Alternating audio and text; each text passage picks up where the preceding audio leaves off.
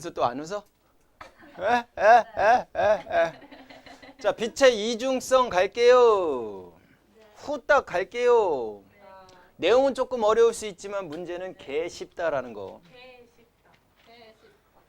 딱 거기서 거기다라는 거.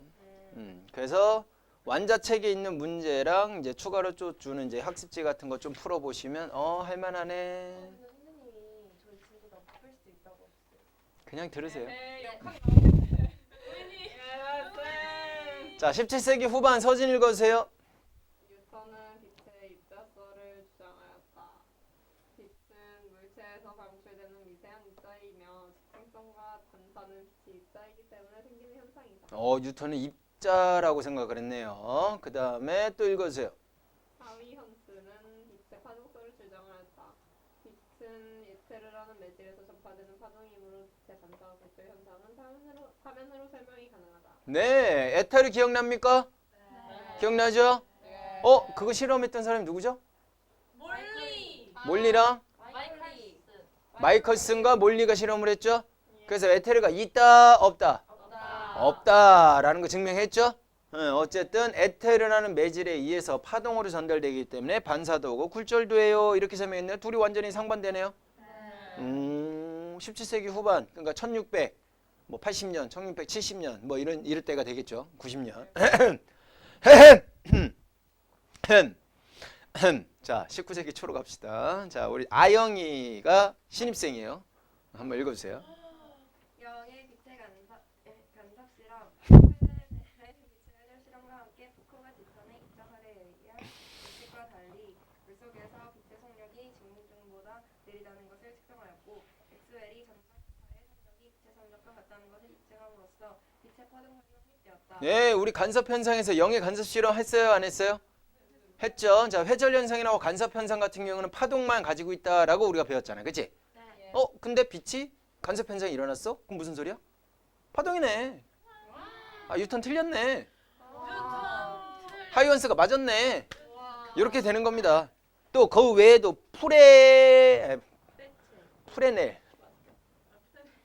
프레넬의 빛의 회절 실험도 성공을 했죠. 회절도 되고 간섭도 됐네. 에이, 뉴턴 별거 아니네. 뭐 이렇게 되는 거야. 자, 푸코가 뉴턴의 입자설에 의해 예측과 달리 입자라고 한다면, 뭐라고 한다면? 입자라고 한다면 우리 소리의 속력 한번 생각해 보세요. 고체, 액체, 기체 중에 누가 제일 빨랐죠? 고체가 제일 빨랐어요. 고체는 한 4,000에서 5,000m/s 됐어요. 액체는요? 1,500m/s 됐단 말이야. 확 줄어들었죠? 공기 중에서는요? 340m/s 정도 돼요. 평균적으로. 온도에 따라 달라지긴 하지만. 그 계산한 식 따로 있어요. 안 해도 되고요.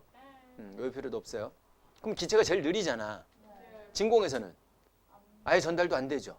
그러면 입자라고 한다면 입자, 매질에 구성하고 있는 입자들의 간격이 어떨수록 가까울수록 진동이 전달이 잘 되니까 속도가 어떻게 될 거다? 빨라질 거다. 그래서 빛의 속도를 계산을 해봤더니, 실험을 해봤더니 물에서가 진공에서보다 어땠어요? 더 느려졌다고. 그러면 입자라고 얘기하기가 좀 애매하죠. 또 전자기파를 최초로 발견한 사람이 누구예요? 맥스웰. 맥스웰이에요. 그걸 실험한 사람이 누구예요? 헤르츠예요. 자, 맥스웰이 이런 전자기파가 있는 것 같은데 그걸 이제 실험적으로 증명한 사람이 헤르츠다라고 생각하시면 돼요. 네, 그렇게 되는 거예요. 그럼 이제 실험을 했는데 전자기파의 속력하고 빛의 속력하고 어떤 거로 확인했어? 같네. 그럼 뭐야? 파동 맞네. 이렇게 된 거지. 그런데 웬걸 19세기 후반에 20세기 초반에 헤르츠가 전자기파가 있다라는 걸 증명도 했을 뿐만 아니라 뭐까지 했어요? 광전효과 실험을 했대요. 처음으로 발견했대요. 광전효과가 뭔지는 잘 모르겠는데 그거 실험을 했대요. 근데 암만 빛이 파동이라며 파동으로 설명을 하려고 그러는데 설명할 수가 없었던 거지. 안 되네. 그럼 파동이 아닌가? 그거를 1905년에 여러분들 잘 알고 있는 누구? 아인슈타인이 5년에 3개의 이론을 내냈어요. 3개. 여러분들 잘 알고 있는 배웠던 뭐? 특상대성 이론. 오케이? 그 다음에 브라운 운동이라는 것도 있어요. 입자의 운동과 관련돼 있는 거. 그 다음에 세 번째가 바로 광양자설이죠. 요 광전 효과를 설명할 수 있는 광양자설을 이론을 낸 거죠. 그리고 나서 노벨상을 받아요. 그리고 그 돈을 전철을 내가 노벨상 받으면 이 돈 니 다 줄 테니까 나하고 이혼해 줄래? 라고 한 거지. 그래서 받고 한참 뒤에 받고 한 1940년대 그때쯤에 받았을걸요 아마. 그 언저리에. 그때 이제 올 다 줬다. 예? 1905년도가 아인슈타인이 거의 몇 대지? 한 20, 30대? 이쯤 됐을걸요? 어쨌든 줬다라는 거. 그래서 빛의 이중성이 확립되었습니다. 현대에는 빛의 입자성과 파동성이 두 가지 성질을 모두 가지고 있는 걸로 봅니다. 라고 나와 있죠. 두 가지 성질이 어떤 특징에 대해서 어떤 현상에 대해서 같이 나타나진 않아요. 그러니까 우리가 지금 했던 간섭 현상이나 회절 현상에서는 뭐만 나타나고? 파동성만 나타나는 거고, 그 다음에 광전 효과, 헤르츠가 발견한 광전 효과, 그걸 이론적으로 설명한 광양자설은 무슨 입자성만 나타나게 되는 거지. 그래서 오늘은 뭐에 대해서? 광전 효과에 대해서 자세하게 배울 거다라는 거예요. 뭐에 대해서? 광전 효과에 대해서 자세하게 배울 거다라는 거죠. 자, 여러분들 검정기 기억납니까? 검정기 중학교 2학년 때 배웠어요. 아, 그때 니네 되게 순수하고 풋풋하고 말 더럽게 안 듣고 막 그랬을 텐데, 그렇죠? 그러네요. 자, 검정기 위에 금속판이 있고요. 뭐가 있다고요? 금속판. 또 금속으로 연결되어 있는 상태에서 밑에는 금속박이라는 게 있어요. 위를 금속판이다라고 하고 밑에는 금속박이다라고 해주면 되는데, 박자가 아주 얇은 박자죠. 그래서 뭐 박피 수술한다 뭐 이런 얘기 들어본 적 있죠? 지금 들어봤죠? 여러분들 피부과 가게 되면 겉에 있는 피부를 이렇게 긁어내는 거지. 이제 새살이 다시 돋아나도록. 그러니까 이제 더러운 피부를 살짝 긁어내고 이렇게. 이제 아마 그것도 그럴걸요? 아니 그건 영어잖아. 싸울래?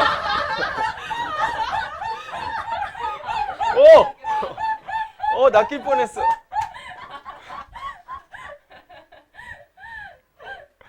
야, 예준이 이거 듣다가 깜짝 놀래겠다. 레원아 괜찮아? 뭐 두세 번 보다 보면 익숙해질 거예요. 자, 금속박이라고 하는데 여러분들 껌종이 알죠? 껌 싸고 있는 종이 알죠? 은박지. 은박지. 그 안에는 종이. 그 은박지하고 종이를 이렇게 살살 이렇게 스스스 이렇게 사서 비비면요, 그거 이렇게 분리되거든요. 엄청나게 얇을까 두꺼울까? 엄청나게 얇겠죠. 그런 애들이다라고 생각하면 돼요. 여러분들이 바람이 불어도 얘가 휘날릴 정도로, 그 정도로 얇은 애들이다라고 생각하시면 돼요. 어떤 느낌인지 이해 갔죠? 자, 이렇게 되어 있는 걸 이제 우리가 검정기다라고 얘기를 하는데, 뭐라고 한다고? 검정기다라고 얘기를 하는데, 자, 헤르츠가 어떻게 광전 효과를 얘기했는지 책 먼저 한번 보고서 검정기하고 연결시켜서 한번 볼게요. 광전 효과, 금속 표면에 빛을 비쳤을 때 뭐를 비쳤다고? 빛을 비쳤는데 전자 밑에다가 밑줄 놓고 입자라고 적어 놓으세요. 세상의 모든 입자 중에서 가장 작은 입자가 바로 이 전자입니다. 전자가 에너지를 얻어서 튀어나가는 현상이래요. 뭐가 튀어나갔다고? 전자가 튀어나갔대. 뭘 받아서? 에너지. 빛을 받아서. 그죠? 그 빛이 에너지를 줬겠죠. 그래서 전자가 튀어나가는 현상이래. 그래서 그렇게 튀어나간 전자를 뭐라고 하지? 광전자라고 하재요. 뭐라고 하자고? 광전자. 그럼 전자가 튀어나가니까 속력을 갖고 있겠네? 그럼 걔가 가지고 있는 에너지는 뭐라고 할까? 운동에너지라고 하면 되겠죠. 무슨 에너지? 운동에너지. 그러면 전자가 뭘 띠고 있지? 전하를 띠고 있죠. 그럼 전하를 띠고 있는 애가 속력을 가지게 되겠네? 그럼 전하에 흐름이 생기죠. 그럼 뭐가 흘러요? 전류가 흐르겠네. 그때 흐르는 전류를 광전류라고 해요. 됐나요? 네. 자, 광전자, 그 친구들의 흐름에 의해서 생기는 전류값을 광전류라고 한다는 것도 같이 연결해 주시면 될 것 같은데, 그 그림 한번 보세요. 금속 양이온하고 전자가 있죠. 우리 이거 2단원에서 배웠거든요. 어떻게 배웠죠? 보호의 원자 모형은 원자 핵이 있죠. 전자가 돌아다니는 껌질이 이렇게 있다라고 얘기했죠. 제일 안쪽 껍질 K 껍질이죠. L 껍질이죠. M 껍질이죠. N 껍질이죠. 쭉쭉쭉쭉 이렇게 가죠. 제일 안쪽 껍질에 해당되는 주양자수를 이 원이라고 표현하자 그랬죠. 얘는 E2라고 했죠? 얘는 E3라고 했죠? 얘는 E4라고 했죠? 이런 식으로 쭉 또 증가하죠? 맞아 안 맞아? 얘가 에너지가 커요? 얘가 에너지가 커요? 얘가 크죠? 얘가 더 크죠? 얘가 더 크죠? 그러면 이 주행자수가 쭉쭉쭉쭉 가다가 이 무한대로 이렇게 가는 순간이 생길까 안 생길까? 생기겠죠? 그럼 이 무한대 값의 에너지 값은 얼마라고 그랬죠? 0이다라고 했어요. 뭐라고 했다고? 0. 그러면 0이 제일 큰 값이니까 얘네들은 마이너스 값을 가지겠구나라고 생각해 주면 되는데 어쨌든 여기에 있는 전자가 이렇게 나가려면 다른 쪽으로 전이가 되려면 해가고 정정적 인력이 생겨야 안 생겨요? 그걸 이기고 나가야 되는 거잖아요. 그러니까 외부에서 에너지가 필요해 안 필요해? 필요해. 그래서 에너지를 뭐 했을 때? 흡수했을 때 전자가 들뜬 상태로 이렇게 전이가 된다라고 배웠어요. 맞아 안 맞아? 맞죠? 근데 이게 고체 상태라면 원자 하나의 상태가 아니라 고체 상태라면 어떻게 된다 그랬지? 띠를 형성한다 그랬죠. 뭐를 형성한다고? 띠. 그래서 원자가 채워져 있는 띠를 무슨 띠라고 하고? 원자가 띠라고 표현을 해준다라고 했고요. 그 다음에 원자가 채워져 있지 않고 그 바깥쪽 띠를 뭐라고 한다 그랬지? 전도띠라고 했어요. 뭐라고 했다고? 전도띠. 전도띠로 전자가 전이를 하게 되면 얘는 핵으로부터 아무래도 멀리 떨어지니까 자유롭게 돌아다닐 수 있겠죠. 그렇다고 외부로 나가는 게 아니라 그 내부에서. 됐나요? 내부에서만 자유롭게 돌아다니는 거야. 지금 여기 표시되어 있는 전자들은 다 전도띠에 있는 전자들이다라고 생각해 주면 돼요. 그러니까 얘네들은 자유롭게 돌아다닐 수 있어? 없어? 있어. 그렇다고 얘네들이 핵의 영향을 안 받는다라고 할 수는 없죠. 덜 받아서 그 내에서만, 그 공간 내에서만 자유롭게 돌아다니는 것 뿐인 거야. 됐죠? 그럼 그 전자가 튀어나가려면 에너지를 흡수해야지 나가겠죠. 맞아 안 맞아? 맞죠? 그런 개념인 것 같아. 광전 효과. 약간 그런 느낌인 것 같아. 그래서 실험을 했어. 밑에 탐구 자료창 잠깐 보세요. 잘 닦은 아이언판을 검정기의 금속판에 위에 올려놓고 검정기를 마이너스 전하로 대전시켰대요. 무슨 전하로 대전시켰다고? 마이너스 전하로 대전시켰대요. 그럼 마이너스 전하로 대전시키는 방법에 대해서 먼저 설명해 드릴게요. 자, 검정기가 있고요. 대전체를 플러스 대전체를 가까이 해요. 뭘 가까이 한다고? 플러스 대전체를 가까이 하면요. 여기도 금속이고 얘도 금속이고 얘도 금속이니까 여기 내에서 자유전자가 전도띠에 있는 자유전자가 막 돌아다니고 있었을 거예요. 그리고 전체적으로 정기적으로 뭘 띠게? 중성을 띠게 이제 그렇게 돌아다니고 있을 텐데 플러스 대전체를 가까이 하니까 정전기 유도 현상에 의해서 뭐에 의해서? 정전기 유도 중학교 2학년 때 배웠어요. 자, 얘가 오면 자유롭게 돌아다닐 수 있는 전자가 얘에 의해서 영향을 받는다 안 받는다? 받는다. 전자는 마이너스 전화 띠잖아. 얘는 무슨 전화 띠요? 그럼 마이너스는 플러스 좋아해 안 좋아해? 좋아하겠지. 이런 개념인 거야. 밑에 롯데리아에 BTS가 왔대. 지금 웃는 애들도 있고 전혀 관심 없는 애들도 있죠. 그러면 좀 관심 있는 애들은 밑으로 내려갈까 안 내려갈까? 내려가겠죠. 근데 나이 같은 경우는 내려가 안 내려가? BTS가 누군지도 잘 모를 것 같은 그렇게 알아요? 아나요는 뭐예요? 알아요. 그쵸? 아는데 나 그렇게 관심은 없는데 막 이런 느낌. 얘네들도 마찬가지야. 일부는 하고 이렇게 달려가고요. 일부는 없는 애 자꾸 욕할래? 나 다 예준아! 자, 그래서 일부의 전자들이 위로 이렇게 올라가 버리는 거야. 그럼 위에 마이너스가 많아져 안 많아져? 많아져. 그럼 밑에는 상대적으로 뭐가 더 많아질까? 플러스가 더 많아지니까 플러스가 더 많아지니까 플러스끼리 뭐 작용해? 청력 작용하니까 얘가 이렇게 벌어지게 되는 거죠. 이렇게 벌어지게 되는 거야. 됐나요 여기까지? 여기다가 손가락을 이렇게 접촉을 시켜요. 뭘 접촉시켜? 손가락을 접촉시키면 어떤 현상이 생기느냐?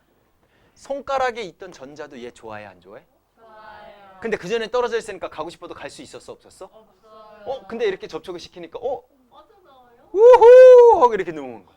거의 뭐 플러스. 전자가 쫙 이렇게 쫙 내려갈까? 여기에도 가지만 요 밑으로 내려갈까 안 내려갈까? 그래서 얘가 잠시 중성이 돼요. 다시 전자가 채워지는 상황이 생기니까.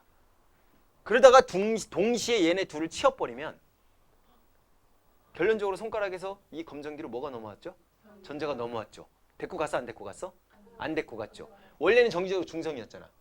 플러스 전하의 총량과 마이너스 전하의 총량이 같았는데 마이너스가 더 추가가 됐으니까 전체적으로 뭘 띌까? 그렇지. 그래서 마이너스를 띠게 된 거야. 전체적으로 이렇게. 여기까지 이해 가셨어? 그런데 거기다 뭘 쏴줬대?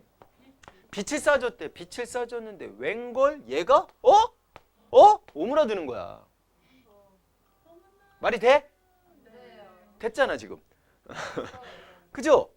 오므라들더래. 오므라들더래. 너무나들. 오므라들었다는 얘기는 여기에 상대적으로 더 많은 전자들이 뭐 했다라는 결론밖에 없어. 튀어나갔다라는 결론밖에 안 나오는 거지. 얘네들이 갈 데가 어딨어. 누군가를 접촉해 준 것도 아닌데 전자가 뭐 했다고? 튀어나가 버렸다고. 이걸 광전효과라고 얘기를 해주는 거야. 근데 실험을 두 가지로 했어요. 하나는 자외선등으로 했고요. 하나는 형광등으로 했어요. 자외선등으로 하니까 점점 오므라들었는데 형광등으로 하니까 안 오므라드네. 형광등은 뭐죠? 가시광선이죠. 하나는 자외선이죠. 누가 에너지가 더 커요? 얘가 더 크죠? 근데 우리 에너지는요, HF요라는 거 배웠어, 안 배웠어? 뭐와 관련이 있어요? 진동수와 관련이 있는 거야. 진동수를 큰 자외선을 쏘해주니까 어떻게 했고? 튀어나갔는데, 진동수가 작은 자외선을, 가시광선을 하니까 어떻게 됐어? 안 튀어나갔네. 그러면 최소, 전자를 뭐하게 하는? 튀어나가게 하는 최소값의 진동수가 있다, 없다? 있다. 있다. 그걸 문턱 진동수라고 해요. 또는 한계 진동수라고 해요. 학교에서 한계 진동수를 설명하면 이거로 외우시면 되고요.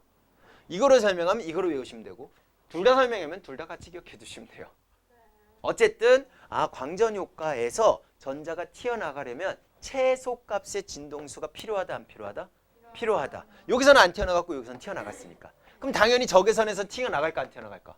절대 튀어나가지가 않겠죠. 왜? 작아져. 작아진다며. 작아져. 작아져. 작아져. 뭐가? 진동수가 작아진다고. 진동. 에너지도 작아진다고. 어떤 느낌인지 이해 갔죠? 자, 그렇게 연결해 주시는 게 탐구 자료창 거기 나와 있는 내용이다라고 생각하시면 돼요. 알겠습니까? 네. 네. 바람이 일정 에너지를 가지고 있어서 그 전자들을 치면 전자 튕겨져가요. 나가겠어요? 에너지 흡수. 걔도 어마어마한 에너지를 가지고 있어야겠죠. 엄마. 특정한 진동수 이상의 에너지를 가지고 있어야겠죠. 가지고 있어요. 가지고 있다고 해갖고 튀어나가지는 않을 것 같아요. 일단 빛으로만 설명을 되고 그 외엔 설명이 안 내온 거 보면은 바람으로는 아닌 것 같다라는 생각인 거지. 됐죠? 자, 그래서 그거를 파동으로 열심히 설명하려고 했을까 안 했을까 과학자들이? 왜? 지금 이제 빛은 파동이다라고 확립이 된 상황이잖아. 간섭도 나왔지, 회절도 나왔지, 전자기파하고 속력이 같은 것도 나왔지, 맞죠? 그 다음에 속력이 물에서 하고 진공상황에서 비교했을 때 물에서 더 느리다라는 것도 나왔잖아. 입자론 설명을 할 수가 없는 상황이야. 그럼 파동으로 설명을 해봐야겠는데? 보세요. 예상과 결과. 빛의 세기만 충분히 세다면, 뭐가 세다고? 빛의 세기가 충분히 세다면 빛의 진동수가 작아도 광전자가 튀어나와야 돼, 안 튀어나가야 돼? 이건 파동적인 의미라고. 여기서 세기라고 하는 거는 진폭 개념이다라고 생각하시면 돼요. 무슨 개념? 소리 입장에서 진폭 개념. 그러니까 얘들아 왜 이렇게 잘 들어? 고개 바짝 들고 작은 목소리로 하니까. 근데 큰 목소리로 하면 이건 진폭이 큰 거고, 작은 목소리로 하면 진폭이 작은 거잖아. 파동 입장에서는 진폭도 에너지하고 비례 관계에 있어요. 진동수도 에너지하고 무슨 관계 있어? 비례 관계가 있단 말이야. 그러니까 진폭이 대신 커져도 진동수 작아도 에너지는 같이 커질 거다라고 파동 입장에서는 생각할 수 있다라는 거지. 뭔 말인지 이해 가셨어? 그러니까 이제 이런 생각이 든 거야. 빛의 세기가 충분히 크면 진동수가 작아도 튀어나갈걸? 이거지. 결과 보세요. 서진 읽어주세요. 분석상을 쪼여주는 빛의 진동수가 특정한 진동수보다 작으면 빛의 세기가 아무리 세도 광전자가 방출되지 않는다. 설명이 안 되는 거죠. 파동으로는. 그 특정한 진동수라고 나와 있어, 안 나와 있어? 나와 있죠. 뒤에 부근에 나오겠지만 다시 한번 적어 놓을게요. 거기다 밑줄 그어 놓으시고, 무슨 진동수? 한계 진동수. 또는 무슨 진동수? 문턱 진동수라고 얘기를 해요. 예전에는 한계 진동수라고 얘기를 했는데 어느 순간 과학적인 용어들 자체를 다 우리말, 우순 우리말로 바꿨으면 좋겠어가 된 거지. 그래서 그러면 얘가 뭔가를 이렇게 뛰어넘어야 되는 상황이니까 우리 이제 조선시대부터 문턱이 있었으니까 그 문턱을 이렇게 넘어야지 안으로 들어갈 수 있네. 약간 이런 의미에서 문턱 진동수로 가면 어떨까 이런 개념이 나온 거예요. 알짜임도 그런 말에서 나온 거예요. 아하. 원래는 합력이 맞는 거지. 아. 근데 합력은 한자잖아. 모일 합자에다가 힘력자잖아. 그러니까 순 우리말로 합력 대신에 다른 말 쓸 게 있지 않을까 해서 알짜임이라는 말이 나온 거예요. 네. 알짜임 더 이뻐요? 네. 네. 귀여워. 근데 한계 진동수가 더 나아. 네. 문턱 진동수가 좋은데. 자, 진동수가 진짜 아닌가요? 그쵸? 근데 그걸 대신할 말이 좀 애매한 거지. 네. 자, 민서가 두 번째 예상 읽어주세요. 빛의 세기가 약하면 전자를 방출시키기 위해 필요한 에너지가 보여야 하므로 시간이 걸려야 한다. 빛의 세기로 이제 다시 한번 또 해봤어. 그럼 약한 빛의 세기로 했을 때는 어떻게 되는가?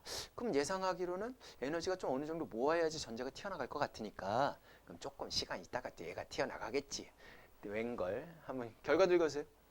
금속판에 조여지는 빛의 진동수가 특정한 진동수보다 크면 빛의 세기가 약해도 공증자가 즉시 방출됩니다.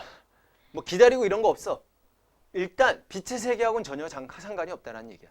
뭐보다만 크면, 특정한 진동수보다만 크면 전자는 광전자는 무조건 즉시 방출이 돼요. 설명이 안 되는 거야, 파동으로. 여원이가 읽었어요. 세 번째. 에너지가 크므로 방출되는 광전자의 최대 운동 에너지도 커져야 합니다. 자, 최대 운동 에너지라는 건 뭐냐면 얘가 튀어나갔잖아. 튀어나가고 나서 걔가 속력을 가지고 있을 거 아니야. 그럼 속력 V를 가지고 있으니까 2분의 1 mv 제곱도 가지고 있겠죠? 그 값 중에서 가장 최대 값을 갖는 에너지. 최대 운동 에너지. 최대 운동 에너지도 커져야 된다라고 했는데 결과는 아예 읽어주세요. 결과는 금속판에서 방출되는 광전자의 최대 운동 에너지는 빛의 세기와 관계없고 빛의 진동수가 클수록 크며 단위 시간당 방출되는 광전자의 수는 빛의 세기에 비례한다. 이 말 되게 중요해요. 세 번째의 실험 결과 내용, 개념 좀 정확하게 좀 기억해 두시면 좋은데요. 그거를 칠판에다가 정리를 한번 살짝만 해볼게요. 살짝 했을 때 그럼 빛의 세기를 계속 빛의 세기를 우리가 뭔가를 하려고 했는데 빛의 세기가 증가하면 누구와 관련이 있어요? 라는 걸 봤을 때 빛의 세기가 많아졌어? 튀어나가는 광전자의 수에 비례한다라고 생각하시면 돼요. 뭐에 비례한다고? 빛의 세기가 세지면 광전자 수가 많이 튀어나가는 거야. 조건은 한계 진동수 이상의 빛에 비춰졌을 때. 됐죠? 그러면 광전자 수가 많아졌어? 그럼 뭐도 많이 흐를까요? 광전류의 세기도 비례한다라고 얘기할 수 있겠죠. 됐나요? 그럼 이 빛의 세기, 파동으로 설명이 안 되네? 그럼 이거를 다른 개념으로 설명해 볼까? 얘를 뭐라고 생각하면 되냐면 빛의 세기는 빛 알갱이 광자의 수가 빛의 세기에 비례한다라고 생각해 주시면 돼요. 또는 광양자라고도 해요. 광자라고도 하고 광양자라고도 해요. 그래서 광자라는 개념, 광양자라는 개념으로 이 이론을 설명한 내용이 무슨 설? 아인슈타인의 광양자설이라고 되는 거야. 오케이? 그러면 이제 연결하기가 좀 지워져. 어떻게 좋아지느냐? 여기에 비달갱이가 있다라고 치자고. 뭐가 있다고? 비달갱이가 쳐왔어. 전자고 부딪혀 안 부딪혀? 부딪혀. 부딪히니까 당구처럼 당구라고 생각하면 돼. 공 하나 딱 쳐갖고 다른 공으로 딱 치면 다른 공이 쫙 튀어나가 안 튀어나가? 튀어나가죠. 그런 입자로 설명하니까 설명이 되는 것 같은데 이렇게 되는 거지. 무슨 말인지 이해 가셨어? 그래서 광자 하나가 와서 광전자 하나를 튀어나가게 한다라고 생각해 주면 되는 거야. 그럼 난 빛의 세기를 세게 해줬어? 그럼 광자를 여러 개 보낸 거지. 그럼 광전자도 어떻게 될까? 여러 개 튀어나가겠죠. 무슨 말인지 이해 가셨어? 됐죠? 괜찮죠? 오케이. 자, 그러면 광양자설을 가볼게요. 1905년 아인슈타인은 파동설로 설명할 수 없던 광전 효과를 설명하기 위해서 빛을 광자 또는 광양자라고 하는 불연속적인 니네 좋아하는 보호 원자 모양에서 불연속적인 이런 말이 나오죠. 여러분들 2학기 때 화학 배우죠? 거기서도 이제 오비탈의 전자 배치 배우게 되면 불연속적인 이런 말들이 나와요. 그렇죠? 여러분들 스펙트럼, 선 스펙트럼 할 때 어땠어요? 연속적이었어요? 불연속적이었죠. 이런 개념은 근데 다 이제 매치가 시켜지는 거다라고 생각해 주시면 돼요. 불연속적인 에너지 입자의 흐름으로 설명을 하였어요. 광자의 에너지, 비달경이를 광자라고 할 때 진동수 F인 광자 한 개의 에너지는 얼마다? 여기 쓴 걸 똑같네요. E는 HF예요. 이렇게 되는 거지. 그럼 보자. 여기에 금속이 있고요. 전자들이 이렇게 있다라고 칠게요. 전자가 최소 튀어나가려면 요 전자들이 있고 밑에는 뭐가 있을까? 금속 양이온들이 있겠죠. 전자를 잃어버린. 금속 결합을 하고 있는 상황이니까. 그럼 플러스 전하를 띠고 있는 핵들하고 얘네들 사이에 뭐 작용할까요? 인력이 작용하겠죠. 비교적 인력이 약해갖고 얘네들은 자유롭게 돌아다니는 애들이다라고 얘기하면 된다 그랬어. 맞죠? 그러면 걔네들 사이에 인력이 이렇게 작용하고 있는데 누가 튀어나와요? 광자가 오는 거지. 뭐가 온다고? 광자가 오는 거야. 광자가 와서 얘 이제 당연히 에너지를 가지고 있겠죠. 그 에너지 값을 우린 뭐라고 하자고? HF 값이요. 이렇게 정리하자라는 거야. 되셨어? 그럼 얘네들 사이의 인력을 끊고 내보낼 수 있는 최소 에너지 값이 있을까 없을까? 있겠죠. 그러면 얘네들이 위에까지 이렇게 올라가게 하는 최소 에너지 값이 있을까 없을까? 그럼 여기 있는 애를 이렇게 힘을 줘서 이렇게 올렸어 안 올렸어? 그래서 얘를 무슨 개념으로 생각하냐면 일 개념으로 생각하는 거야. 뭐로 생각한다고? 일. 그래서 일함수라고 표현을 해줄 거야. 뭐라고 할 거라고? 일함수라고 표현을 해줄 거야. 최소 얘를 내보낼 수 있는 최소한의 에너지 값을 우리는 뭐라고 하자? 걔한테 일을 하는 개념이니까 일함수라고 하자 이거지. 그래서 기호로 W라고 쓸게요. 됐어? 그래서 최소 일함수의 에너지보다 빛의 에너지가 어떠면?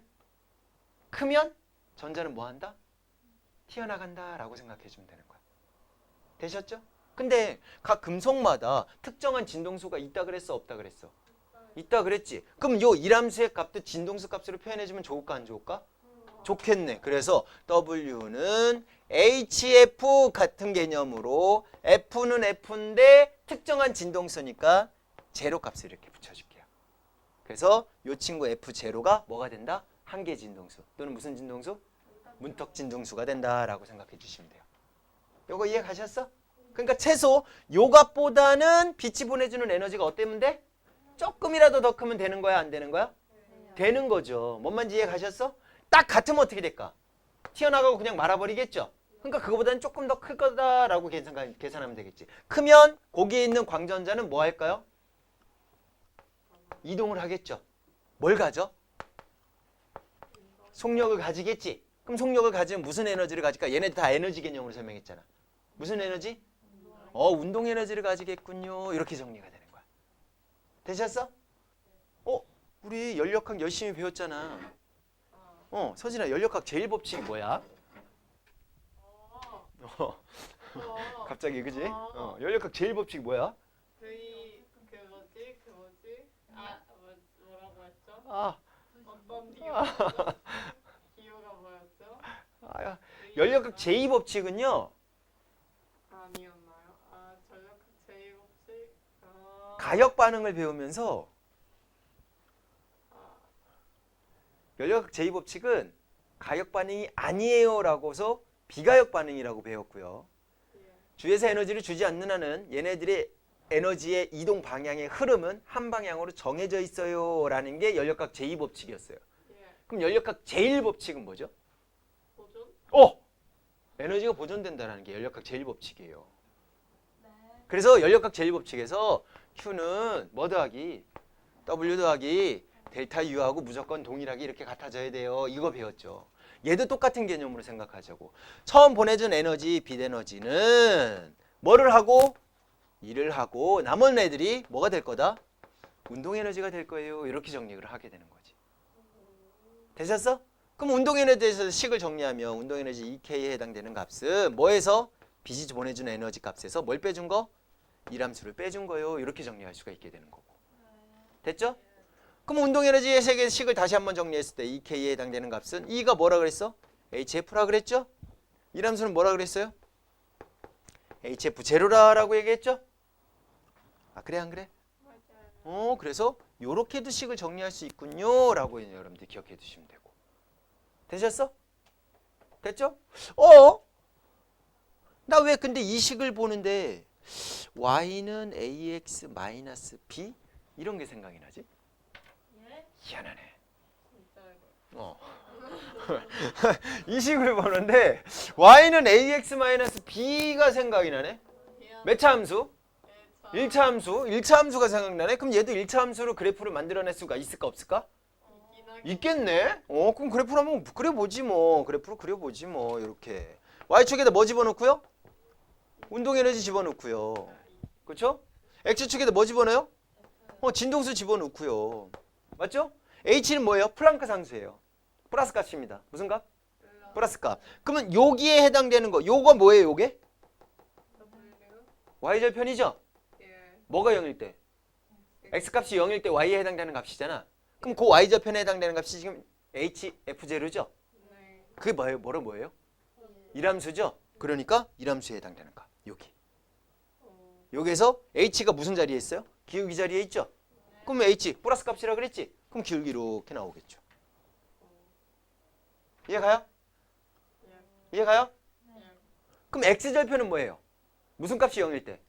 y값이 0일 때. 그럼 얘가 0이죠? 그럼 얘하고 같아야 되겠죠? h 똑같죠? 그럼 f하고 뭐하고 똑같아? f0하고 똑같다. 그럼 요 값이 뭐가 되겠어? 한계 진동수. 문턱 진동수. 이해가요? 얘 기울기가 뭘 뜻한다고? 플랑크 상수값. 됐죠? 이게 A 금속이다 라고 치자고. 무슨 금속? A 금속. 근데 금속마다 특정한 진동수가 다 어떻다 그랬지? 다르다 그랬죠? 그럼 특정한 진동수가 더 작은 누구도 있을까? 비금속도 있겠죠. 그럼 비금속의 한계 진동수는 여기가 되는 거지. 무슨 말인지 이해 가셨어? 비금속의 일함수는 요만큼이 되겠죠. A 금속의 일함수는 요만큼이 되겠죠. 뭔 말인지 이해가요? 특정한 진동수를 비춰줬다라고 치자고. 이만큼의 비춰줬어요. G. 비금속의 운동 에너지는 이만큼이 되겠죠. A 금속의 운동 에너지는 요만큼이 되겠죠. 어떤 특정한 진동수 F 값을 비춰줬을 때 운동 에너지 비교하세요 라고 나올 수 있을까 없을까? 있겠죠. 그럼 난 여기에 해당되는 진동수를 비춰줬어. F1이 아니라 F2를 비춰줬어. 그럼 얘는 광전자가 튀어나가 안 튀어나가? 안 튀어나가고 얘는 광전자가 튀어나가겠죠. 그런 것들 비교해 주는 거. F3를 비춰줬어. 둘 다 튀어나가요? 안 튀어나가요? 안 튀어나가요. 이런 것들 비교하는 거. 무슨 말인지 이해가요? 그럼 당연히 요만큼과 요만큼 더한 값이 뭐가 된다? 전체 빛이 가진 보내준 에너지 값이다 라고 연결해 주시면 되는 거고. 그래프하고 연결해 갖고 나올 수 있어요. 문제가. 요 정도 그래프까지만 나올 거예요. 최대 운동 에너지를 계산하는 그래프도 있기는 하거든요. 그거는 학교에서 이 파트 설명을 할 때 그 부분을 설명하는지 안 하는지 꼭 나한테 얘기해 주세요. 안 했으면 그냥 지나가도 되는데 만약에 학교에서도 설명을 해줬다 그러면 내가 설명을 해줘야 되는 거니까. 그러니까 그래프가 어떤 그래프가 나오냐면 요런 식의 그래프가 나와요. 요런 식의 그래프가 나와서 쫙 해서 요런 식의 그래프가 나올 거예요. 혹시 이런 그래프가 학교에서 설명을 해줬다라고 하면 얘기를 해주세요. 알겠죠? 뭐 정지전압, 뭐 여기는 광전류, 전류의 세기, 여기 Y축이 전류의 세기가 되고요. 오케이? 전류의 세기가 되고 요 값이 해당되는 건 뭐 V0 해가지고 정지전압 이런 식으로 정지전압 뭐 이런 식으로 표현이 되거든요. 혹시라도 이런 것들을 설명을 한다 그러면 얘기를 해주세요.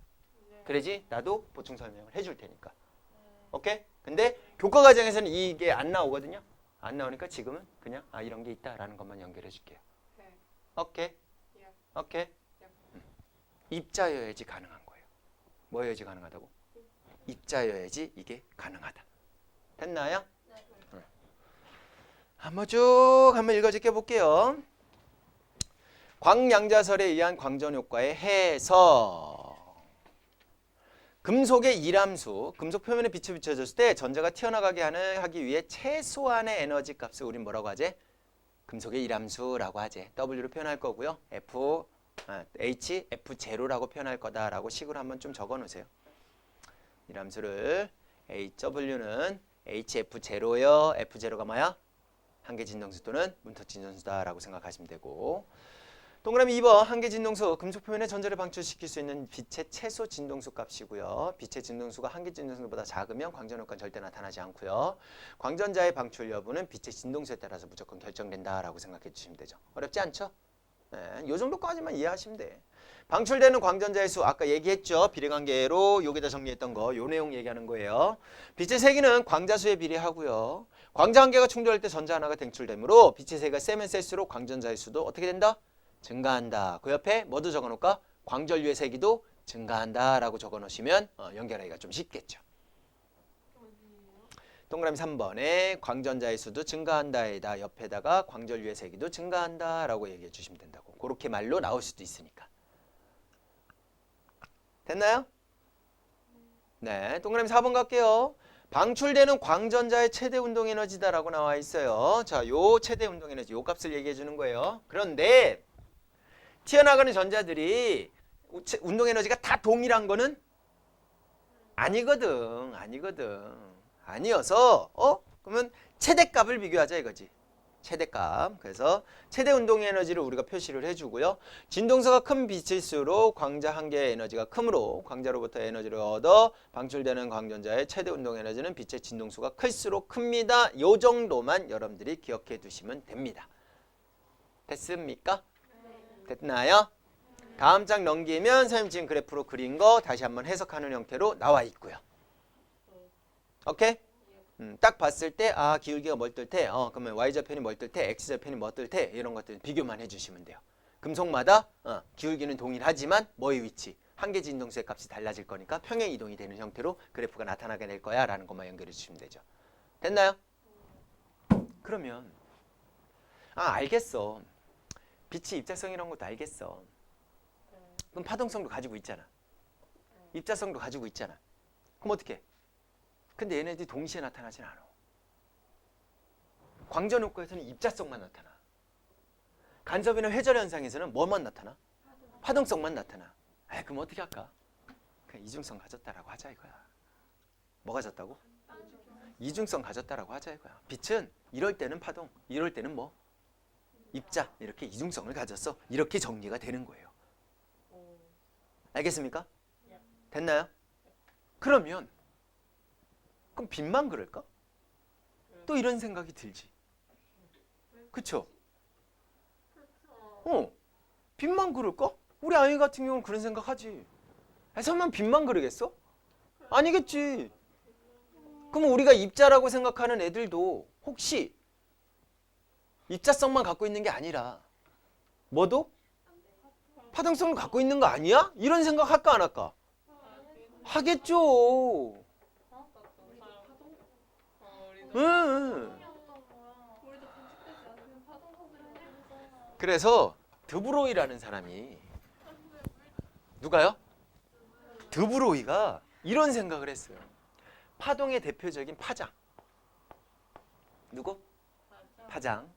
파장하고 입자라면 무조건 운동량을 가지니까 운동량이 둘이 무슨 관계에 있어? 반비례 관계에 있어. 플랑크 상수. 그래서 우리가 입자라고 생각하는 애들은 입자성이 너무 크니까 누가 작은 거야? 파장이 짧아서 파동이 안 보이는 거야. 우리가 파동이라고 하는 애들은 얘가 크니까 얘가 어떻게 해? 작아서 입자성이 보여 안 보여? 안 보이는 거야. 이러지 않을까? 라는 생각을 한 거지. 그럼 전자는 그래서 나온 게 뭐냐면 전자야. 전자는 입자 중에서 가장 질량이 어떤 애야? 작은 애니까 운동량을 가지고 있긴 하지만 그 운동량을 작게 만들 수가 있죠. 그럼 얘가 작아지니까 상대적으로 누가 커질까? 파동성이 커지겠죠. 그럼 파장을 가지겠죠. 파장을 가지니까 전자로도 회절 현상이나 간섭 현상이 나타날 수 그걸 이제 사람들이 실험으로 증명을 한 거지. 그래서 얘를 물질파 파장 공식이다라고 얘기를 하고 또는 드브로이 파장 공식이다라고 얘기를 해주는 거야. 알겠어요? 그런데 빛의 이중성하고 물질의 이중성하고 같이 묶어서 나오는 경우가 많어. 어떻게 나온다고? 묶어서 나오는데 요식을 그대로 사용하면 참 고맙겠는데 좀 뭐해서 설명해? 조금 변형해서 설명하더라라는 거지. 파장을 비교하는데 운동 에너지가 더 크네 이렇게 비교를 해요. 운동량으로 비교하는 게 아니라 질량으로 비교하거나 속력으로 비교한 게 아니라 운동 에너지로 비교하는 경우가 있단 말이야. 그래서 간단하게만 써줄게요. 자, 운동 에너지 EK는요 2분의 1 MV의 제곱이죠. 근데 여기도 MV가 나와 있어 안 나와 있어? 그럼 요 친구를 운동량으로 바꿔보자 이거야. 바꿔보자. 뭐로 바꿔보자? 운동량으로 바꿔보자. 얘를 식을 어떻게 쓸 거냐면 2 곱하기 m에다가 m의 제곱에 v의 제곱 이렇게 써도 돼요 안 돼요? mm 약분되면 2분의 1 mv 제곱 되는 거잖아. 그러면 얘는 묶어서 m과 v의 제곱에다가 2m이요 라고 해도 돼요 안 돼요? 그럼 얘는 2m분의 p의 제곱이에요 라고 해도 돼요 안 돼요? 그럼 결론적으로 p는 뭐는? p는 2m의 운동 에너지를 곱한 건데 거기다 뭐 씌워준 거?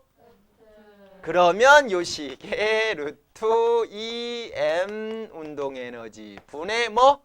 h라고 해도 된다 안 된다? 이해 가셨어? 그럼 운동 에너지가 커지면 파장은 어떻게 될까요? 짧아지겠죠. 뭔 느낌인지 이해 가셨어? 가끔씩 나와요. 아주 가끔씩. 오케이? 요 내용 이 공식이 어디 나와 있냐면 여러분들 저기 뒤에 물질판 보면은 304쪽에 공식은 나와 있어요. 람다는 mv분의 h예요 라는 식이 나와 있어요. 그 옆에다가 요거 좀 이렇게 추가적으로 좀 적어 놓으시면 나중에 운동 에너지하고 파장의 관계 이렇게 물어볼 때 여러분들 연결해 주면 되겠죠.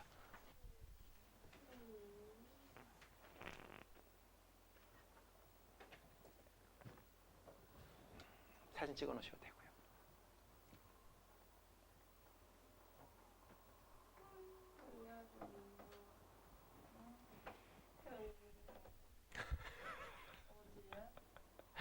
저게 민수 졸려요? 네. 괜찮아요? 다 듣긴 들어봤어요. 아, 듣긴 들었어요? 그럼 됐어요. 다시 앞으로 넘어올게요. 그래서 빛의 이중성, 현대에는 몇 쪽이냐면 296쪽에 빛의 이중성. 현대는 빛의 파동의 성질과 입자성을 모두 가지고 있는 것으로 이해해야 한다. 빛의 입자성과 파동성은 동시에 나타나지 않는다. 밑줄 동시에 안 나타나요. 요거 기니디 해가지고 보기에 들어간단 말이야. 동시에 나타나는 경우도 있다. 뭐 이런 식으로. 반드시 동시에 나타나지 않습니다. 근데 여러분들 그런 거 있잖아. 항상 얘는 이렇다라고 하면 왠지 의심되잖아. 그쵸? 보기 중에. 근데 얘는 항상이라고. 저희가 못하는 동시에 나타나지 않는다고. 지금까지는요. 네. 어느 순간에는 입자의 성질만, 어느 순간에는 파동의 성질만 하나만 측정할 수 있다라고 나와 있고, 파동의 성질만 나타나는 거는 회절과 간섭 현상이고요. 입자의 성질만 나타나는 건 누구? 광전 효과다라고 생각해 주시면 되고, 그 내용의 증거로 이제 옛날 저기 필름 카메라 있죠? 그거 필름 현상하는 거가 이제 밑에 내용이 나와 있으니까 한번 읽어보시면 되고요. 참고만 하시면 됩니다. 자, 그러면 이거 어디다 써요? 일단 니네들하고 제일 가깝게 쓸만한 게 이 친구예요. 써주시면 안 돼요? 얘 뭘까요? 리모컨이죠? 리모컨이 하는 역할이 뭐예요? 여기서 뭐가 나와요? 적외선이 나오죠? 빛이죠? 저기에 뭐가 있을까? 센서. 거기에 뭐가 있을까? 금속. 내가 뭘 비췄어? 빛을. 그럼 얘가 가지고 있는 한 개 진동수보다 여기 가지고 있는 진동수 값이 어떠면? 크면 전자가 이동을 해야 안 해요? 그럼 뭐가 흘러요? 그래서 근데 에어컨 꺼주시면 안 돼요? 이렇게 꺼달라고요? 이렇게. 지금요. 네. 지금 내가 지금 이렇게 눌러서 저거 지금 꺼졌다라는 얘기는 저기 자체에서 광전 효과하고 관련돼 있는 뭔가 내용이 나왔구나라고 생각해 주시면 된다고. 이해 가셨어? 근데 학교 책에 나와요. 이제 지금 여러분들 책에 나와 있는 거는 광다이오드가 나옵니다. 뭐가 나온다고? 광다이오드라고 하는데 우리 다이오드 앞에서 배웠는데 앞에서 배운 다이오드는 뭐지? LED 발광 다이오드죠. 그냥 또 다이오드도 배웠죠. 다이오드 하는 역할이 뭐였지? P형 반도체는 무슨 극에? 플러스 극에. N형 반도체는 무슨 극에? 마이너스 극에 연결하면 무슨 방향? 순방향 바이오스가 된다 그랬죠? 그럼 전류가 잘 흐르는데 역방향이 되면 전류가 흘러요 안 흘러요? 안 흘러요. 그죠? 네, 안 흘러요. 안 흘러. 그러니까 교류로 전류가 흐르게 되면 플러스 마이너스로 왔다리 갔다리 하잖아. 플러스가 시계 방향이고 마이너스가 반시계 방향이라고 한다면 한쪽은 역방향이 되고 한쪽은 순방향이 될 수 있죠. 그럼 교류가 역방향이면 안 흐르죠? 순방향만 흐르죠? 그럼 한쪽 방향으로만 흐르게 되죠? 그러니까 교류가 뭐로 바뀌는 거야? 직류로 바뀐다. 이렇게 무슨 작용? 정류작용을 한다. 이런 것도 배웠고요. 맞나요? 또 N형 반도체 전자로 인해서 새로운 에너지 준위가 만들어지고 P형 반도체 양공으로 인해서 새로운 에너지 준위가 만들어진다 그랬죠? 그럼 여기 있는 에너지 준위하고 여기 에너지 준위가 얘가 높고 얘가 낮으니까 여기 있는 전자가 밑으로 이렇게 내려오는 상황이 생길까 안 생길까? 생기겠죠. 그럼 위에 있는 높은 에너지 준위에서 낮은 에너지 준위로 뭐가 돼요? 전자가 전이하죠. 그럼 그 차이만큼 에너지를 뭐 할까요? 방출하겠죠. 그 방출하는 에너지가 빛으로 나오면 그게 발광 다이오드가 되는 거야. 걔하고는 개념이 다른 애예요. 얘는 그 발광 다이오드의 반대 개념이라 생각하시면 돼요. 발광 다이오드는 전류를 흐르게 해서 무슨 에너지가 나오게 한 거? 빛 에너지가 나온 게가 한 거라면 광 다이오드는 빛을 받아서 전자가 이동함으로 인해서 뭐가 흐르게 하는 거야? 전류를 흐르게 하는 거지. 광 다이오드 이해가요? 빛을 감지할 수 있게 되는 역할을 한다라고 생각하시면 돼요. 그럼 이런 광 다이오드가 어디에 있을까? 어떤 센서? 빛 감지하는 센서. 그러니까 태양광 전기. 거기도 들어가고요. 또 여러 핸드폰으로 친구들 사진 찍어 안 찍어? 그 뭐 들어오는 거야? 빛이 들어오는 거지. 그게 여러분들 화면에 정기적 신호로 바꿔준 거지. 여러분들 카메라, 디지털 카메라 관련돼 있는 거 다 광다이오드 들어갔다라고 생각하시면 돼요. 이해 가셨어? 뭔 말인지 이해 갔죠? 그런 거예요. 다 그런 거. 자, 보세요. 광다이오드 잠깐 쉬었다 갈게요. 집중력이 팍 떨어졌어요 아주. 자, 광다이오드 갈게요. 사진 읽어. 방법 효과를 이용해서 빛 신호를 전기 신호로 전환시키는 광전 소자로 P형 반도체와 N형 반도체를 전환시켜받는다. 자, 밑줄 그으세요. 빛 신호를 뭐로 전환시킨다고? 전기 신호로 바꿔줘요. 누구하고 다른 개념이야? 정반대 개념이야? 발광 다이오드가 반대 개념이다 라고 생각하면 연결하기 쉬울 거예요. 자, 원리 갈게요. 광 다이오드에 빛을 비추면 광전 효과에 의해서 빛 에너지가 전기 에너지로 전환됩니다 라고 나와 있죠? 그래요? 그래요? 얘는 거꾸로 위에 높은 에너지 준위에서 낮은 에너지 준위로 전자가 내려오는 게 아니라 낮은 에너지 준위에 있는 전자가 어디 있는 애로? 높은 에너지 전이 있는 전도띠로 넘어가게 되는 거죠. 오케이? 그래서 그만큼 에너지를 흡수하게 되는 거고, 그래서 전자 이동이 생기죠. 전자 이동이 생기니까 뭐가 흐를까요? 전류가 흐르겠죠. 이해가요? 자, 그게 광다이오드인데 광다이오드가 제일 많이 쓰이는 곳이 오른쪽 페이지에 전하 결합 소자, 좀 줄여서 CCD, 차지 커플리드 디바이스 뭐 이라고 적혀있대요. 됐나요? 네. 밑에 원리 그림 하나 볼게요. CCD에서 전자 이동이라고 나와 있는 그림이 있을 거예요. 보이나요? 각 화소에서 발생한, 그러니까 CCD라는 거 먼저 읽어봤을 때 아주 작은 화소인 수백만 개의 광다이오드가 규칙적으로 배열된 반도체 소자로 디지털 카메라 등에서 광전 효과를 이용한 그 영상 정보를 기록하는 장치입니다 라고 나와 있죠. 그러니까 광다이오드가 어마어마하게 많이 들어가 있어요 라는 개념으로 연결해 주시면 되는 거지. 그럼 걔네들이 뭐를 흡수할까? 빛 에너지를 흡수를 하겠죠? 흡수를 하는데 흡수할 때 거기 그림처럼 첫 번째 그림 보세요. 다른 곳은 다 전극의 전압값을 얼마로 놨는데? 0으로 놨는데 하나만 플러스 V라는 값으로 넣었죠. 그럼 그쪽으로 전자가 모일까 안 모일까? 모이겠죠. 그럼 모인 전자 바로 옆에 광다이오드에다가 무슨 전화를 또 띄어요? 플러스 전화를 띄죠. 그럼 그쪽으로도 전자가 이동을 할까 안 할까? 하겠죠. 그리고 원래 있던 전압은 뭐로 만들어? 0으로 만드는 거야. 0으로 만들면 B에서 있던 애들이 C로 다 이동을 하겠죠. 그러면서 전자를 계속 이동시키게 하는 거지. 전자를 이동시키면서 최종적으로는 거기에는 전하량을 측정하는 장치가 있는 거야. 오케이? 그래서 빛이 얼마나 왔는지를 파악할 수 있을까 없을까? 그럼 그걸로 여기는 밝고 여기는 어둡고 여기는 덜 밝고 여기는 덜 어둡고 여기는 많이 어둡고 많이 환하고 이런 식으로 파악할 수 있겠죠. 요거만 있으면 뭘까요? 흑백이 되는 거야. 흑백.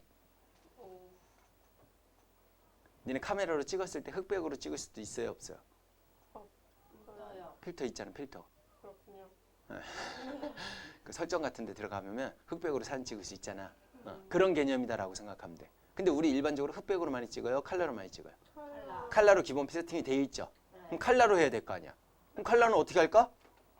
그래서 그 위에 그림 보시게 되면 색 필터가 있는 거예요. 색 필터. 보입니까? 맨 위에는 마이크로 렌즈가 있어요. 그러니까 핸드폰 봤을 때 이렇게 렌즈가 있죠. 그 렌즈에서 뭐를 모으고?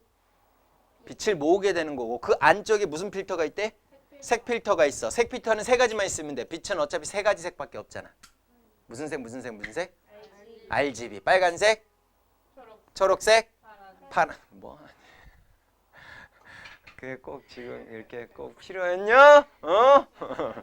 색 필터가 있으니까 색 필터를 통과한 빛의 세기를 비교를 해서 아 여기는 빨간색, 여기는 초록색, 여기는 파란색. 빨초가 섞이면 노란색, 초파가 섞이면 청록색, 빨파가 섞이면 자홍색, 보라색 뭐 이렇게 되겠죠. 근데 빨초가 1대1로 섞이면 무슨 색이고? 노란색이지만 2대1로 섞이면 좀 더 빨간색에 가까운 색으로 1대2로 섞이면 좀 더 초록색에 가까운 색으로 되겠죠. 그래서 모든 색을 만들어낸다라고 생각하면 돼요. 이해 가셨어? 그러면서 걔네들의 전하량을 총합을 비교를 해갖고 아 여기는 노란색으로 아 여기는 뭐 분홍색으로 뭐 이런 식으로 색깔들을 만들 수가 있게 되는 거야. 그러니까 니네 카메라 무조건 다 뭐가 들어가 있다? 색 필터가 들어가 있다라고 생각해 주시면 되죠. 그 안쪽에 뭐가 있어요? 광다이오드가 들어가 있게 되는 거고. 느낌 와요? 이해 가셨어? 이해만 하셔. 이런데 이용한다 안 한다? 한다. 이렇게 연결해 주시면 돼요. 알겠습니까? 어디에 이용된데 맨 밑에 맨 마지막에 나왔네. CCD에 이용 디지털 카메라. 디지털 카메라가 요즘은 다 핸드폰에 들어가 있죠? 네. 우주 천체만한 경우에도 이게 들어가 있고요. CCTV 당연하겠죠. 자동차 후방 카메라 마찬가지겠죠. 블랙박스 다 카메라 들어간 거 다 들어갔다라고 생각하시면 돼요. 내시경 카메라 마찬가지고요. 스캐너도 마찬가지예요. 됐습니까? 네. 오케이. 넘겨. 304쪽. 너무 웃겼어. 만나요.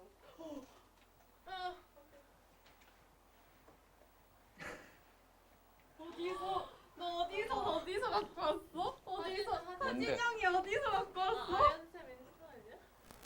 이런 거 올릴 사람 아연쌤밖에 없는데? 이게 뭔데? 저희 담임쌤이 전화치. 아. 빨리. 아연쌤. 아니 얼굴도 안 보이는 사진을 보고 나 보고 싶어. 얘네들 결혼해. 어딜 거예요? 어? 남의 결혼인 게 중요한가요? 불러주세요. 축의금 많이 할게요. 축의금 많이 하고 밥 안 먹고 가면 개꿀. 자, 드브로이의 물질파 아까 설명했네요. 물질파 공식에다 별표 쳐놓으세요.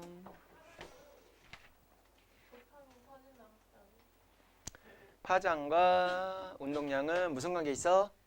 반비례 관계 있고 그 다음에 운동 에너지로도 표현하는 거 이따가 아까 써놓으라고 했던 거 그거까지도 연결해 주시면 되고요. 그러면 그거를 실질적으로 증명을 했나요? 예, 증명했어요. 밑에 데이비슨 거머와 톰슨의 전자선 회절 실험. 이런 게 있어요 라는 정도만 기억해 두시면 돼요. 됐나요? 네, 문제 풀 때는 한번 쭉 내용 한번 읽어보시면 되고요. 알겠습니까? 예, 그리고 옆에 페이지 보시게 되면 결론은 뭐다? 물질도 빛과 마찬가지로 입자성과 파동성을 모두 가지고 있어서 물질의 이중성이라고 해야 된다라는 거지. 하지만 우리가 일상생활에서 물질파를 관찰할 수 없는 이유는 누가 너무 커? 운동량이 너무 큰 거야. 뭐가 크다고? 운동량이 너무 커. 물질 질량이 너무 커. 너무 커서 파장이 워낙 짧게 나타나니까 파장이 있는 것처럼 보여? 없는 것처럼 보여? 없는 것처럼 보인다라는 거지. 하지만 전자같이 질량이 작은 입자들 같은 경우는 파동성이 나타날까 나타날까? 나타나겠죠. 뭔 말인지 이해 가셨어? 이해 갔죠? 그러면 그거 갖고 어디에 이용할 수 있을까라는 걸 생각을 해봤더니 밑에 내용 보시게 되면 전자현미경이라는 게 나와요. 뭐가 나온다고? 자, 전자현미경에 뭐가 나오냐면 분해능이라는 게 나와요. 뭐가 나온다고? 분해능이라고 나오는 건데 분해능에서 렌즈의 구경을 우리는 라지 D라고 표현을 해줘요. 뭐로 표현한다고? 라지 D라고 표현을 해줘요. 그 다음에 파장. 분해능은요. 렌즈의 구경이 클수록 좋아지고요. 파장이 짧을수록 분해능은 좋아져요. 분해능에 영향을 주는 요인이 두 가지예요.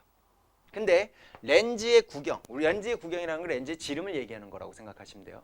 그러니까 천체만환경이나 또는 현미경 같은 데서 우리가 이용할 수 있다고 생각하시면 돼요. 분해능은. 뭔 소리냐면 지금 이 두 개의 점은 두 개로 보여요? 하나로 보여요? 두 개로 보이죠? 그렇죠? 얘는요? 두 개로 보이죠? 얘는요? 아, 두 개 보여요? 야, 나 이렇게 가까이서 보여도 하나로 보이는데? 두 개로 보여요? 솔직히 얘기해. 두 개로 보여요? 안 보여요? 보여요? 안 보이죠? 이런 거야. 실질적으로 쌤이 점을 두 개 찍었잖아. 그쵸? 이거를 더 확대하고 더 확대하고 더 확대하고 더 확대하면 어느 순간은 얘네들이 떨어지는 순간이 나올까 안 나올까? 나오겠죠. 그렇게 분해할 수 있는 능력을 분해능이라고 얘기를 해준다고. 무슨 말인지 이해 가셨어? 그래서 우리가 천체를 볼 때, 별들을 볼 때 별이 적 보이는데 저거 하나처럼 되게 반짝반짝 빛나네? 근데 천체만한 거 좋은 걸로 보면 두 개의 별이 겹쳐서 보이는 거지. 그럴 때도 분해능을 쓴다고. 그래서 천체만환경은 분해능을 좋게 하기 위해서 렌즈의 구경을 길게 크게 하는 거야. 그러니까 만환경이 좋으면 좋을수록 뭐가 커져요? 렌즈의 지름이 커진다라고 생각하시면 되는 거죠. 뭔 말인지 이해 가셨어? 저쪽 하와이인가? 그쪽에 미국하고 우리나라하고 하와이하고 이렇게 합성해가지고 거기에 몇 미터짜리더라? 12미터짜리인가? 12미터인가 15미터인가 구경이 그 정도 되는. 나 7개? 10미터만 되더라도 어마어마하죠. 얼마야 그게? 그쵸? 나 응. 8개. 어떤 느낌인지 이해가요? 우리나라에 있는 천체만환경에서 제일 큰 게 여러분들 10,000원짜리에 있어요. 10,000원짜리 있는 사람. 야 이거 많네. 뭐 사 먹을까? 알파 먹으러 갈까? 저 김치볶음밥 사주세요. 김밥. 밥 먹어야 되는데. 요게 천체만환경이에요. 우리나라에 있는. 그게 요게 지금 그려져 있는 거예요. 얘가 한 7m 정도 될걸요? 정확하게는 선생님도 기억이 잘 가물가물한데 얘가 구경이 7m 정도 된다라고 생각하시면 돼요. 7m 언저리일 걸로 알고 있어요. 네. 그럼 7m만 하더라도 어마어마한 거죠. 그렇죠. 그렇죠? 우리 서진이 키가 2m니까 그렇죠. 네. 서진이 한 3명? 3명 반? 이 정도 되는? 그 정도 되는 길이. 그러면 꽤 큰 거죠. 엄청 큰 거죠. 네. 자, 그런데 현미경 입장에서는 구경을 무조건 크게 할 수는 없죠. 없으니까 파장이 어떨수록 작을수록 분해능이 좋다라고 얘기할 수 있겠죠. 근데 우리가 일반적으로 현미경으로 보는 거는 다 빛으로 보잖아. 가시광선 영역에서 보잖아. 맞아 안 맞아? 그럼 가시광선은 특정한 파장값이 있을 거 아니야. 대충 한 400나노미터에서 900나노미터, 700나노미터 정도 엉절이 그 사이란 말이야. 그럼 걔보다 파장이 더 짧은 형태로 보면은 걔보다 분해능이 더 좋아진다 안 좋아진다? 좋아진다. 방법이 없을까? 라고 한 게 바로 전자의 파장을 이용을 한 거야. 전자는 어느 정도 운동량을 가지고 있어, 안 가지고 있어? 가지고 있으니까 파장이 어떻게 될까? 짧아지겠지. 그러니까 가시광선보다 파장이 어떻게 되는 상황이 생겨? 더 짧아지는 상황이 생기니까 분해능이 훨씬 더 좋아지게 되는 거야. 그래서 그걸로 뭘 만든 거야? 전자현미경을 만들게 된 거다라고 생각해 주시면 돼요. 이해 가셨어? 그게 다음 장에 나와요. 보여요? 자, 다음 장 보시면 전자현미경, 빛 대신에 전자를 물집화, 전자의 물집화를 이용하는 현미경이에요 라고 나왔죠? 자, 현미경도 대물렌즈라는 게 있어요. 무슨 렌즈? 대물렌즈는 빛을 모아주는 역할을 하거든요. 빛을 모아야 내가 그 조그만한 공간에서 나오는 빛을 모아서 확대를 해갖고 상을 볼 거 아니야. 그럼 전자현미경도 빛을 모아주는 렌즈 역할을 하는 애가 있어야 될까 없어야 될까? 있어야겠죠. 그렇다고 전자현미경도 렌즈로 해요? 의미가 없잖아. 렌즈를 뚫고 갈 수가 없잖아. 맞죠? 자, 보통 대물 렌즈는 이렇게 무슨 렌즈를 이용하냐면 볼록 렌즈를 이용을 해요. 무슨 렌즈? 빛은요, 이렇게 가서 어떻게 돼요? 휘어지죠? 이렇게 가서 어떻게 돼요? 휘어지죠? 가운데로 가면 어떻게 돼요? 직진해서 가죠? 그래서 빛을 어떻게 해줘요? 모아준 거를 다시 확대를 시켜서 보는 게 저반 렌즈. 얘가 대물 렌즈. 확대를 시키는 게 저반 렌즈. 이런 식으로 되어 있거든요. 그러면 전자현미경도 마찬가지로 대물 렌즈처럼 빛을 뭐 해줘야 될까? 빛이 아니라 전자를 뭐 해줘야 될까? 모아줘야겠지. 근데 전자를 렌즈를 통과시킬 수는 없잖아. 반사돼서 튕겨나갈 거 아니야. 그래서 거기에 자기 렌즈라고 있어요. 무슨 렌즈? 니네 2단원에서 이거 배웠어 안 배웠어? 배웠어요. 이거 누구의 방향? 전류의 방향. 여기 누구의 방향? 자기장의 방향. 요거 누구 방향? 힘의 방향. 전자가 이동을 하죠? 그럼 전하의 흐름이 생기죠? 그럼 뭐가 흘러? 그걸로 얘를 따지는 거야. 그럼 전류의 방향하고 전자의 방향은 무슨 방향이야? 반대 방향이죠? 반대 방향이니까 전자가 이렇게 이동한다라고 하면 전류는 이렇게 내리면 되는 거지. 됐죠? 그 다음에 자기장을 거기다 만들어 놓는 거지. 그러면 전류의 방향과 자기장의 방향이 뭐가 되면? 수직이 되면 뭐가 작용하죠? 힘이 작용하죠. 그 힘으로 전자선을 어떻게? 휘게 만드는 거야. 굴절하고. 이게 자기 렌즈야. 좋죠? 이해 가셨어? 그래서 밑에 현미경 보시게 되면은 자기 렌즈가 있어요, 없어요? 다 있죠? 맞죠? 근데 왼쪽 거 오른쪽 거 세 개에서 총 세 가지가 나왔는데 제일 오른쪽에 있는 건 여러분들이 과학실에서 보는 무슨 일반적인 광학 현미경이다라고 생각하시면 돼요. 거기 저반 렌즈 있고 대물 렌즈 있죠. 맞아? 그럼 대물 렌즈 역할하는 애들이 전자현미경에서 뭐다? 자기 렌즈다라고 생각해 주면 되는 거잖아. 맞아? 근데 하나는요. 아주 작은 입자에다가 겉에 금속으로 이렇게 쫙 둘러싸고 코팅을 해요. 금속으로 아주 얇게 코팅을 해요. 그러면 전자가 쫙 와갖고 부딪히겠죠. 튕겨나가겠죠. 그 튕겨나가는 전자를 관찰을 해서 걔를 입체 모양을 완성시키는 거야. 그래서 SME라고 나와 있잖아. 그 S가 스캐닝이야. 스캔한다. 스캔 뜬다고. 이해 가셨어? 현미경의 영어로 뭐라 그래요? 마이크로 E는 뭘까? 그렇지. 이렇게 되는 거야. 무슨 말인지 이해 가셨어? 그래서 SEM이라고 표현을 해주는 거야. 됐죠? 그럼 T는 뭘까? T는? 테크놀로지. 투과시키는 거야. 투가 영어로 뭘까? 뭐 있을 텐데. 뭐 있겠죠. 피치한 셈으로. 어쨌든 그렇게 되는 거다라고 연결해 주시면 돼요. 됐나요? 그 얘는 투과하는 거 자체를 직접적으로 형광 스크린에 비춰서 보는 거예요. 그게 투과 전자 현미경이에요. 됐죠? 하지만 스캔을 뜨는 거는 직접적으로 상이 맺히는 걸 보는 건 아니잖아. 그럼 어떻게 해야 될까? 모니터로 다시 해야겠지. 그러니까 쌤은 무조건 따로 모니터 화면이 있어야 돼요. 두 개 구분할 때 모니터 화면이 따로 있느냐 아니면 형광 스크린에 비춰갖고 우리가 보느냐 그것 차이에 의해서 쌤과 템이 나눠진다라고 생각하면 되는 거지. 되셨어? 그리고 템은 투과를 시켜야겠죠? 그럼 투과를 시키려면 시료 자체가 얇아야 될까 두꺼워야 될까? 얇아야겠죠. 이제 얇아야지 전자가 통과가 될 수 있을 정도로 얇게 만들어야 된다라는 거. 오케이? 쌤은 주위를 뭐로 둘러싸야 된다고? 금속으로 얇게 코팅을 해야 된다라는 거. 그래야지 입체적인 영상을 볼 수가 있게 되는 거니까. 뭔 말인지 이해 가셨어? 그래서 세 개의 현미경을 비교하는 형태로 문제가 나온다 안 나온다? 나온다. 그 정도까지만 여러분들이 비교해 주시면 돼요. 그래서 완자책에 있는 문제 정도만 여러분들이 좀 풀 줄 알아도 다른 문제 갖고 와도 거의 비슷한 유형으로 나옵니다. 여기 내용 자체가 좀 깊숙이 들어가면 한없이 어려워질 수 있는 내용이다 보니까 물리원에서 그 정도까지는 안 나올 거다라는 거지. 그냥 여기에서 나온 정도의 원리와 내용 정도만 알고 있어도 충분히 문제를 풀 수 있다 없다? 있다. 벌써 정리하는 거예요? 이해 가셨어?